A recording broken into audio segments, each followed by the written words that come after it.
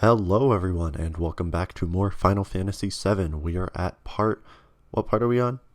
32. Yeah, 32. In the last part, we discovered that we need to stop Sephiroth to get Holy. Well, I mean, of course we need to stop Sephiroth, but for the reason of releasing Holy to be able to destroy Meteor, because Aerith, but right before she died, used the white materia to summon Holy, so then Meteor to potentially destroy anything that the planet deemed bad, aka Meteor, maybe us too, but it's really the only shot we have, surviving, so we gotta do it. And if we die, then we'll know it's for the best of the planet, so oof, heavy stuff. Anyways, you might notice this part is actually the shortest part so far, and it's because I spend most of this part trying to get Cloud his fucking level 3 limit break, and so a lot of it is just random battles that I ended up cutting out, and the actual time of the part ended up being way longer than this final edited version. So that's what this part is. This is the get Meteor Rain part. And I barely even use Meteor Rain, but it's just the principle of the thing that I haven't even gotten it, and we're almost done with Disc 2. Disc 2, we'll be done with Disc 2. Like I said, this is a 35-part series. We have 2 parts left in Disc 2. We will be done with Disc 2 at the end of Part 33. Part 34 will be all the side stuff we can do in Disc 3. And then Part 35 will be the final dungeon and ending. So, yeah. But now, because Shinra blasted the northern crater with the big fuck you laser, we can now get into the northern crater and confront Sephiroth. But Cait Sith is noticing something weird.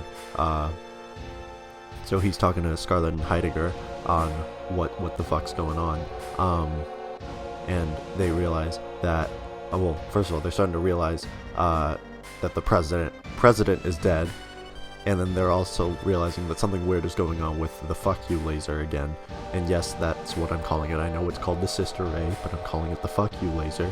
But yeah, so what's happening is somebody is has fucked with the machine's controls, so they can't operate it anymore. And they're trying to figure out who would do something like that and why. But now that the second Shinra president in this game is dead, Shinra is pretty much in shambles at this point. Like, they're on their last leg, especially since Meteor's coming. And as we find out here, it's actually Hojo that is fucking with the fuck you cannon and is using it to fire it right at the northern crater again to give Sephiroth more Mako energy to make him even more powerful. Because he's a fucking madman. He's completely lost his mind. I mean, he was probably insane from the start. He's just a despicable human being who cares more about scientific research than the life of the entire planet or anyone around him. So yeah, pretty bad guy. Not a fan of Hojo.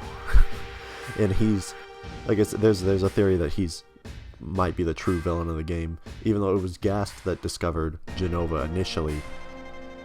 None of this would have happened. It wouldn't have ever gotten this out of hand if it weren't for Hojo doing the shit that he did. But now, before we can confront Sephiroth, we gotta go, because if he shoots that laser at the northern crater, it's gonna give Sephiroth so much more energy, make him infinitely more powerful. So we gotta go stop Hojo in Midgar. So we're going back to Midgar. It's been a long time. We left Midgar in part 6, so it's been a little while since we've been there, but we're going back, baby. Yeah, and so they're kind of arguing back and forth on like what the plan is, because yeah, and then of course Barrett, finally realizing who Cait Sith is, being Reeve, he's like, "You're such a high up Shinra executive. What the fuck?" But yeah, they agree. We're going to before the fuck you cannon can fire again, we gotta go to Midgar, stop Hojo. And Reeve is finally kind of turning against the Shinra here after all this time. He's kind of been working with both the Shinra and Cloud and the gang this whole time, but he's finally kind of standing up for himself and doing what he realizes is right finally. He's finally fully accepted that the Shinra is evil and need to be stopped. The company itself is definitely evil. It's about fucking time. I thought that's been obvious. But yeah. This is kind of, a lot of this game is kind of a cautionary tale about, like, the quest for power and stuff and what it can lead to, because this whole, like, Genova project thing started because the Shinra wanted to find the Promised Land to get more Mako energy to become more powerful. So, yeah. None of this would have happened otherwise. Barrett wouldn't have gotten his home destroyed, Cloud wouldn't be as fucked up as he is, Tifa wouldn't have lost her dad. It's, yeah. And then of course, my lips just smacked weird. Anyways, and of course, you know, Sephiroth wouldn't have been born. Sephiroth wouldn't even exist. But yeah, we gotta get to Midgar. We gotta stop Hojo. Of course, because Hojo's a madman. We gotta put a stop to him once and for all. We gotta show him what the fuck's up. But yeah. Like I said, we are nearing the end of Disc 2. We are getting close. We have 4 parts left, including this part. We're getting close. But the last 2 parts are gonna be pretty meaty. Part 34 might not be the most, like, the longest part in the world, but we're gonna do a lot. And what I do, actually, the footage I recorded for part 34 is 3 hours long, which is the longest footage, but I'm gonna edit it down a ton. There's just a lot of repetition, doing the same stuff kind of over and over to get certain items. I'm gonna show you how to get Omni Slash. I'm gonna show you how to get Vincent and Tifa's ultimate limit, which besides Kate Sith are the only 2 that we haven't gotten yet, besides Kate Sith and Aerith, and of course Cloud, and I'm gonna show you how to get Omni Slash too, and also we're gonna be taking out the super bosses, all in part 34. So look forward to that. But anyways, they're raiding Midgar by air, because there's no other way to get in, because the city is under martial law. So yeah, they're skydiving out of the airship. There they go. But yeah, once again, this FMV in-game character models mixed into FMV. I don't think I don't think I've seen that a lot in anything outside of the Final Fantasy games. Maybe Resident Evil does it, like the PlayStation 1 Resident Evil games, but this kind of thing is very exclusively a PlayStation 1 kind of thing to do. But yeah. So yeah, now since the Shinra executives know we're here, they're going to be they're going to be chasing after us, so we got to go underground and get to Hojo another way around. But yeah.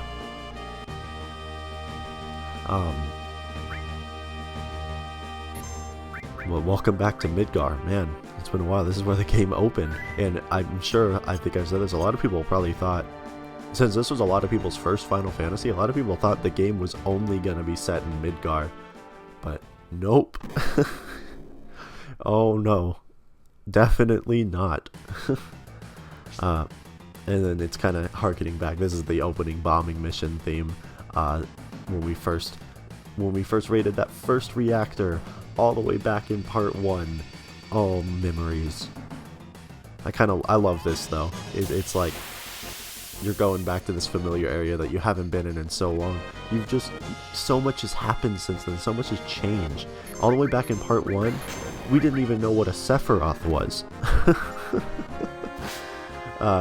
Crazy stuff. And Barrett's confused. Oh god. Okay, good. Thank you, Tank, for snapping him out of it. And then I had Yuffie hit Barrett to snap him out of it, but the tank did that first, so Yuffie just hit Barrett for no reason. Fuck you, Yuffie. But yeah. There's a lot of new enemies down here. Well, not a lot, actually. There's only a few. But I get into a lot of battles down here because this is where I actually am like, this is getting ridiculous. I'm just going to stop and grind for Meteor Rain. And we actually never get Cloud's second level 3 limit break, which is Finishing Touch. So Finishing Touch has a chance of just instant killing like enemies in random battles and stuff. It doesn't work on bosses, but for random battles, it'll just fucking kill them instantly. I think it works on some bosses, actually. It might. But Cloud has really good limit breaks. And his final limit break, which is Omni Slash, we minor spoilers, like I think I said this in the last part, we will be seeing Omni Slash whether or not we get it in this playthrough. So I'm not going to get Omni Slash because honestly it's just kind of a waste of time for me personally, because I can beat the game just fine without it, and beat all of the super bosses and stuff just fine without it. So I don't get it, and especially since we already will see it anyway, I just don't see a point. And it's a cool ass animation though, so look forward to that. We'll be seeing that in a few parts here. But yeah, so we're just raiding Midgar, getting treasure chests and stuff, and then speeding through menuing. Oh, classic Final Fantasy VII commentary. We're not even done yet. I'm getting a little sentimental. It's been a fun time doing this, recording this, just playing this game again because I love this game to death. I've expressed that so much throughout this commentary. It's not a perfect game by any means, but I love it even with its flaws. I think it's just wonderful. And we're almost done. And like I said, I am actually, I said this in the last part too, I'm actually done recording this game. So, recording wise, yeah, I've finished the game, and all the footage is nice and recorded, so that's great. So yeah, all that's left is to commentate over it, which is what I'm doing right now, obviously. Duh. Yeah, so I'm just kind of running around in circles here for a bit, just trying to get into battles and stuff and maybe find some extra treasure chests, just to try to get Meteor Rain on Cloud, and it takes a bit. But it's fine. We will be getting it in this part though. I put my foot down here and I'm like, no, we are getting Meteor Rain. I'm sick of this shit. We're almost done with Disc 2. I usually have Meteor Rain before the end of Disc 1. This is getting fucking stupid. Also, we usually have a ribbon by the end of Disc 1, which we don't have, but I actually get the ribbon off screen. We will have it in Part 34, and it's because it's an enemy that we will actually see anyways in the finale, so I figured, and it took me a while to get it because you have to morph it and the enemy has a lot of HP, so I didn't feel the need to show that, especially since you'll see the enemy anyway in the finale. But I'll point out the ribbon that has, or the enemy that has the ribbon, when we come to it. This enemy, this is a behemoth, and behemoths are late game enemies in a lot of Final Fantasies. It was introduced in Final Fantasy 2, I believe, and it's a late game enemy, typically a much tougher enemy in all the Final Fantasy, most of the Final Fantasy games. It's definitely in 5 and 6. It's in this game. I believe it's in 8 and 9. It's probably in 9 because 9 has like every Final Fantasy trope imaginable. 9, if you want to see what Final Fantasy is all about, 9 is the place to start. The one thing 9 kind of suffers in a little bit, not a lot, because is the gameplay. Not a lot though. 9 still has great gameplay. It's just, and I like how 9 is a bit more challenging than 6 and 7. It just doesn't have all the options that 6 and 7 have. So yeah, 9 is still a great game though. 9 has, in my opinion, the best story in the entire series. If you want to play these games for story, I would recommend playing this game, of course. This game has a really good balance though. If you're just wanting a story, 9 and 10 are probably the way to go. Those are very story heavy games. And then also play 7 still, because 7 is the best one. It's not, I think I've talked about this, on an objective level, it's probably not the best, but it's my favorite, and it's still, I think, one of the best. Just, it's such a well-rounded game. it has it has really good pretty much everything except some shitty mini games, and sometimes traversal is a little bit of a pain, but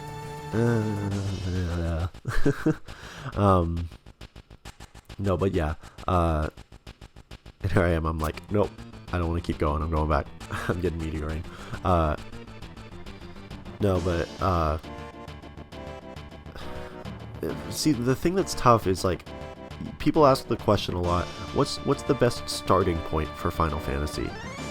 And I'm tempted to say this game, but I think this game can also be a little alienating because of its dated presentation.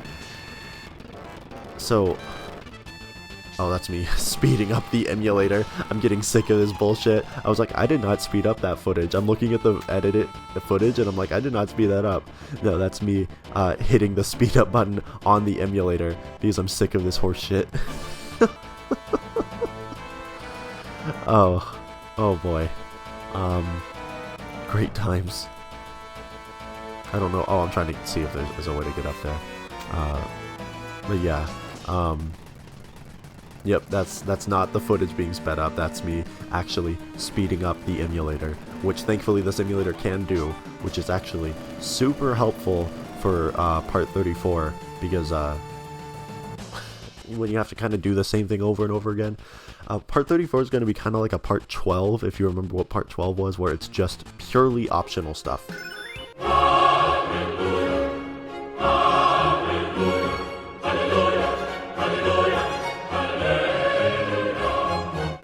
Yes, we got it. Finally, it's about time. Jesus. Oh boy. There it is. But yeah, part 34, like I said, it's going to be all the side stuff you can, not all the side stuff, most of the side stuff you can do in Disc 3.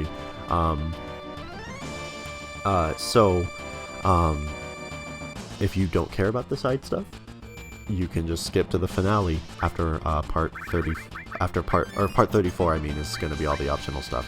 So if you don't care about that stuff, just skip from part 33, you can go straight to part 35, which is the finale. Because yeah, it's just optional stuff. Yeah, and now I'm finally gonna keep going through Midgar here. Oh, that was irritating. But we finally got Meteor Rain. Oh, and it's a pretty good limit break too. I hardly get to use it because it's so late in the game, but oh well. And now we get one last battle with the Turks here.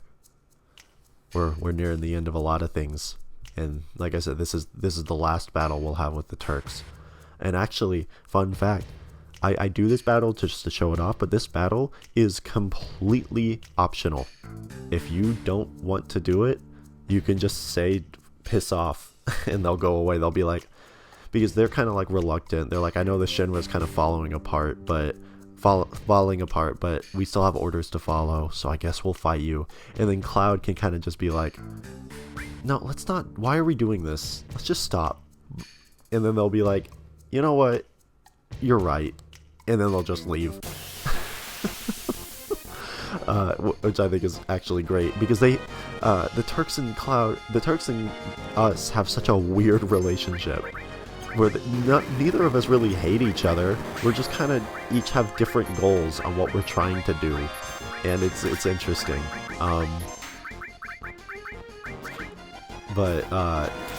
Yeah, so I kind of almost prefer, from a story perspective, that ending, where it's just like, yeah, let's just call it a day. Because I think it solidifies what their relationship is more. But I still got this is an actual fight, you know, so I want to show this off still from a gameplay perspective. Because if you choose to do this boss fight, then you know you should know how to approach it. Really, just do the same shit you do for all the other boss fights. If you have all the stuff that I've shown you how to get, you're gonna be fine. Like a main story is not a problem now that we've done the Chocobo breeding side quest.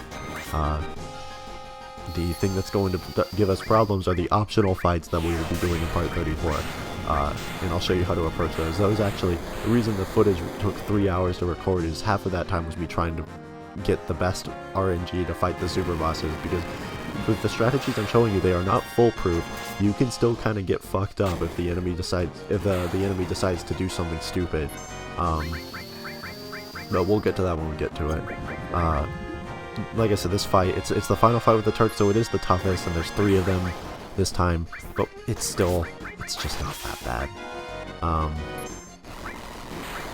It's not bad at all. Yeah, eventually they're like, let's just call it a day. Alright, so the Shinra's falling apart anyway. The president's dead, they don't have a replacement. Meteor's coming right at the planet, you know. Hojo's gonna fire the big fuck you laser. Nobody knows what's going on. Let's just stop. And that's it for the Turks. That's the last time we'll ever see the Turks.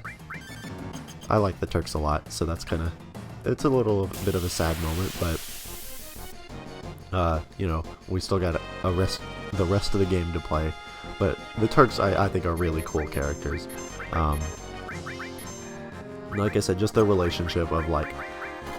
They're technically the villain, but they also aren't really bad people at all. They're just kind of doing their job. I think that's super interesting, and I like that dynamic a lot. We got some enemies down here. They aren't that bad. For some reason, the victory theme doesn't play there. I think that's a glitch. I've never seen it before, but the victory theme doesn't play. The battle theme just keeps playing through the victory screen. So yeah, you got splitting paths here. The correct one to take is the left path. I'm taking the right path because it leads to a save point that I want to get to. And that'll actually end up being the end of this part. But yeah, if you're trying to progress along the story, you go down the left path the first time. Goddamn piece of shit cannon. Yeah. And then we're gonna climb up here, and we're about to get into an area that you should recognize from parts 5 and 6 of this playthrough, of this commentary. This place should look pretty familiar here. Oh, it's great. Oh, the memories of part 5 and 6, the Shinra headquarters. But this is not where we're supposed to be. And Kate Sith is actually going to be running out of the building here, being like, no, the sister ray is not this way. Yeah, we will actually confront Hojo and stop his sister ray fuck you laser plan in the next part. So thank you guys for watching, and I will see you guys next time for more Final Fantasy VII.